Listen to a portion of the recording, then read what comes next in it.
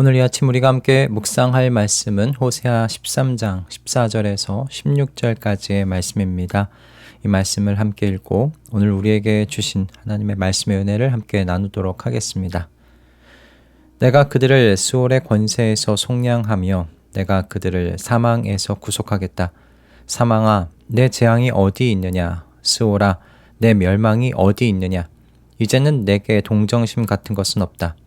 이스라엘이 비록 형제들 가운데서 번성하여도 사막에서 동풍이 불어오게 할 터이니 주의 바람이 불면 샘과 우물이 모두 말라버리고 귀중한 보물 상자들도 모두 빼앗길 것이다. 사마리아가 저희 하나님에게 반항하였으니 이제는 그 죗값을 치를 수밖에 없다. 사람들은 칼에 찔려 쓰러지고 어린 아이들은 박살나고 아이벤 여인들은 배가 찢길 것이다. 아멘.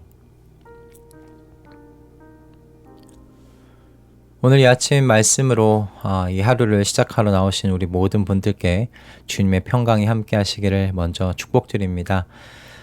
오늘 본문의 말씀을 통해서 우리가 분명히 알아야 할 것은 죄로 인해 찾아오는 고통의 자리가 우리 삶 속에 분명히 있다는 것입니다. 내가 선택한 어리석은 죄의 결과로 인간관계가 무너지고 삶의 기둥들이 흔들리며 땀을 흘려 쌓아온 것들이 하나 둘씩 무너져 내리는 것들을 경험하게 되는 자리가 분명히 있다는 것이죠. 다른 사람들은 몰라도 나 자신은 그것이 내 죄의 결과라는 것을 압니다.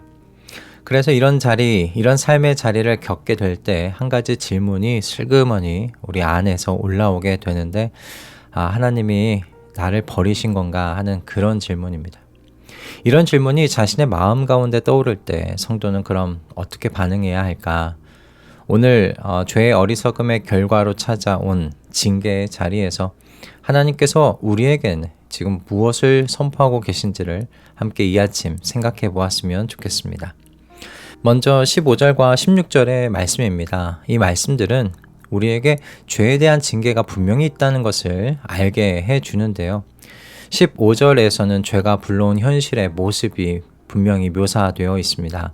동풍으로 묘사된 죄에 대한 하나님의 그 징계는 이스라엘이 하나님 대신에 붙잡았던 생명력의 근원을 한순간에 좀 사라지게 만드는 모습을 보여주죠. 주의 바람이 불면 샘과 우물이 모두 말라버리고 귀중한 보물 상자도 모두 빼앗길 것이다. 이것이 죄가 불러온 현실의 모습이라는 겁니다. 그리고 이어진 16절은 죄의 결과가 얼마나 처절한 것인지를 보여줘요. 사마리아가 저의 하나님에게 반항하였으니 이제는 그 죗값을 치를 수밖에 없다. 사람들은 칼에 찔려 쓰러지고 어린아이들은 박살나고 아이벤 여인들은 배가 찢길 것이다. 이 모습은 고대 전쟁에서 패전국이 당하는 최악의 참상입니다. 가장 약한 자들과 갓난아이와 임신한 여인조차 예외가 없는 그런 모습이죠. 너무 끔찍한 모습입니다. 그리고 이것이 죄의 결과가 불러오는 현실의 모습이라는 것을 호세아 선지자가 지금 이야기해주고 있는 거예요. 죄는 그 어리석음의 자리를 선택했던 바로 나 자신에게로만 끝나는 것이 아니라 내가 가장 사랑하는 사람들에게까지 그 파편이 튀게 만든다는 것을 또 이 16절은 우리에게 생각하게끔 해줍니다.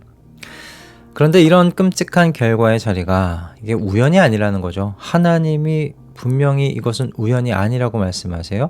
사마리아가 저의 하나님에게 반항하였으니 이 이유가 있다는 겁니다. 여러분, 하나님은 죄를 그냥 지나치실 수 없는 분이십니다.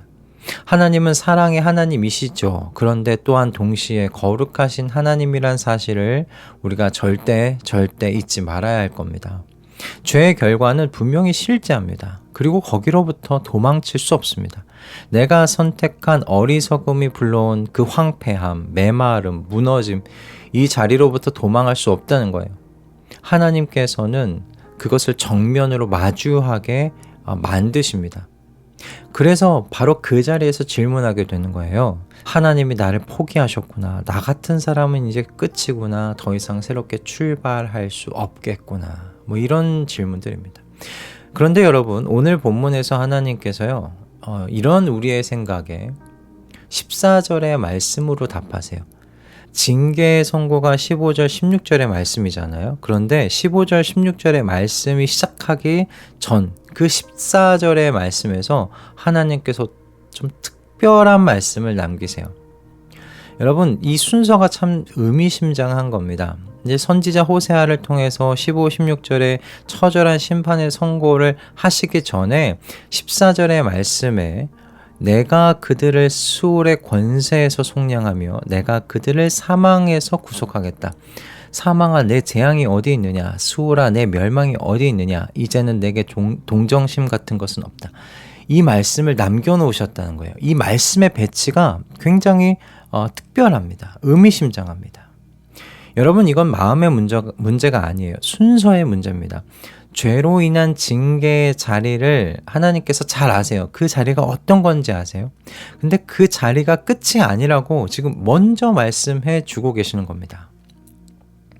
14절의 말씀에는 두 개의 동사가 나와요. 속량하며 그리고 구속하겠다라는 말씀이 나옵니다. 여러분, 이것이 원어로 보면 각각 의미가 있어요. 속량하다는 그 파다라는 말로 값을 지불하고 노예가 된 상태에서 건져내는 행위를 의미하고요. 그리고 구속하다라는 말은 가알이라는 말인데 가장 가까운 친족이 빚진 자를 위해 대신 값을 치르는 그 기업 물을 자의 행위를 뜻합니다. 그러니까 룻기에서 보아스가 룻을 위해서 기업 물을 자가 되었다는 그 장면이 여러분 기억나실 겁니다. 하나님께서 바로 그 보아스의 자리에 서시겠다고 지금 말씀하시는 거예요. 단순히 살려주시겠다는 말씀이 아니라 직접 값을 치르고 이스라엘을 사망에서 건져내시겠다고 선언하고 계시는 겁니다. 그래서 종교개혁자 칼빈은 이 구절을 이렇게 주의했어요. 사망이 모든 인간을 집어삼킨다 하더라도 하나님께서는 사망을 찔러 죽일 수 있으며 무덤을 철폐할 수 있으니 사망과 무덤보다 훨씬 더 높으시다. 여러분, 우리의 죄가 사망을 불러들입니다. 그런데요, 하나님의 은혜가요, 그 사망 자체를 찔러 죽이신다는 거예요. 그래서 칼빈은 이것을 한 문장으로 요약해요. 나는 내 사망이 되겠노라. 여기서 내는 하나님이에요. 즉 하나님께서 그 사망의 권세의 사형 집행인이 되시겠다는 말씀입니다. 그래서 이것이 그 유명한 사망의 죽음이라는 말이 나오는 그 배경인 겁니다. 사망보다 더 크신 구속자께서 우리의 황폐한 자리에 개입하시겠다는 선언이에요. 분명히 북이스라엘과 사마리아는 자신들의 어리석은 그 죄로 인해서 무너졌습니다. 그리고 뿔뿔이 흩어졌지요. 그러나 하나님의 언약은 그 실패와 무덤 속에서 끝나지 않았어요. 그리고 더 놀랍게 이 말씀은 역사 속에서 정확히 성취되지 않았습니까? 사도 바울이 고린도전서 15장 55절에서 예수 그리스도의 그 부활 승리를 선포하면서 인용하는 구절이 바로 이 호세아의 선언입니다. 사망아 내 재앙이 어디 있느냐? 스오라 내 멸망이 어디 있느냐? 800년 전 호세아가 선포했던 이 구속의 언약이 예수 그리스도의 십자가와 부활로 완성됩니다. 하나님께서 당신의 말씀을 반드시 지키셨죠. 그래서 여러분, 우리는 하나님이 나를 버리신 건가 하는 바로 그 질문 앞에서 아니다라고 자신 있게 말할 수 있어야 합니다. 하나님은 징계 전에 심판의 선고 앞에서 구속에 대한 약속을 하십니다. 그러므로 징계는 여러분 버림의 증거가 될 수 없습니다. 하나님의 거룩하심이 우리의 죄를 심판하시지요. 그러나 하나님의 언약의 은혜가 결코 우리를 그 멸망의 자리에 버려두지 않는다는 겁니다. 여러분, 이 사실을 잊지 마시기 바랍니다. 그래서 혹시 여러분 중에 지금 삶의 가장 낮은 자리, 죄로 인해 징계를 받는 그 자리에 계신 분이 계시다면 그 자리가 버림받음의 증거가 아니라 구속자가 일하시고 계시는 자리라는 사실을 아실 수 있기 바랍니다. 속량의 하나님, 구속의 하나님께서 저희의 값을 치르시고 구속하셨습니다. 그러니 다시 나의 속량의 하나님, 구속의 하나님께로 돌아가면 하나님께서는 우리를 그 징계의 자리에서 일으켜 세워주실 줄 믿습니다. 여러분, 이 소망 안에서 오늘 하루를 주님과 동행하시며 시작하시는 저 여러분 모두가 되시길 주님의 이름으로 축복드립니다. 할렐루야. 기도하겠습니다. 주님, 저희의 인생의 길에는 저희의 어리석은 선택으로 말미암아 받게 되는 징계의 자리가 있을 수 있습니다. 그 자리가 간혹 뜨거운 동풍처럼 느껴질 수 있고 견디기 힘든 고통의 자리일 수 있습니다. 그러나 언제나 주님께서 저희에게 속량의 주님, 구속의 주님이 되신다는 것을 잊지 않게 하셔서 주님의 인생의 채찍이 주님에게로 돌아가게 만드는 영혼의 약이 되도록 그렇게 될 수 있도록 인도하여 주시옵소서. 그래서 나의 소망이 오직 주님에게만 있음을 늘 기억하며 살고 있다는 바로 그 증거되도록 저희 모두에게 은혜 허락하여 주시옵소서. 오늘도 저희 모두에게 필요한 말씀 주심에 감사드리며 우리 주 예수 그리스도의 이름으로 기도드립니다. 아멘.